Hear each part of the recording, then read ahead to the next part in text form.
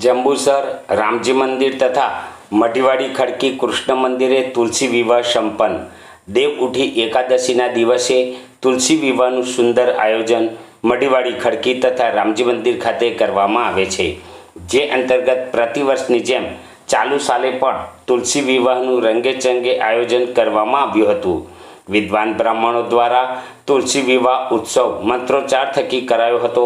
ચાતુર્માસની પૂર્ણાહુતિ સાથે જ પ્રબોધિની એકાદશી, જેને દેવ ઉઠી એકાદશી તરીકે પણ ઓળખવામાં આવે છે, જંબુસર નગરના રામજી મંદિર ખાતે લાલજી ભગવાનનો તુલસી માતા સાથે શાસ્ત્રોક્ત મંત્રોચ્ચાર સાથે તુલસી વિવાહ સંપન્ન કરાયો, જેમાં સાગરભાઈ રામુભાઈ પટેલ મુખ્ય યજમાન પદે બિરાજમાન થયા।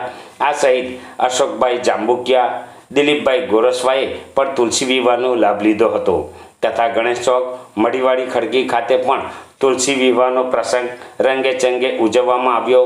લાલજી મહારાજનો વરઘોડો ડીજેના તાલે ભક્તિ સંગીતના સથવારે નીકળી ઉપલીવાટ, કોટબારણા, મુખ્ય બજાર, લીલોતરી બજાર થઈ પરત મઢી ખડકી ખાતે આવી પહોંચ્યો હતો। શોભાયાત્રામાં કાછિયા પટેલ સમાજ ભાઈ બહેનો મોટી સંખ્યામાં હાજર રહ્યા હતા।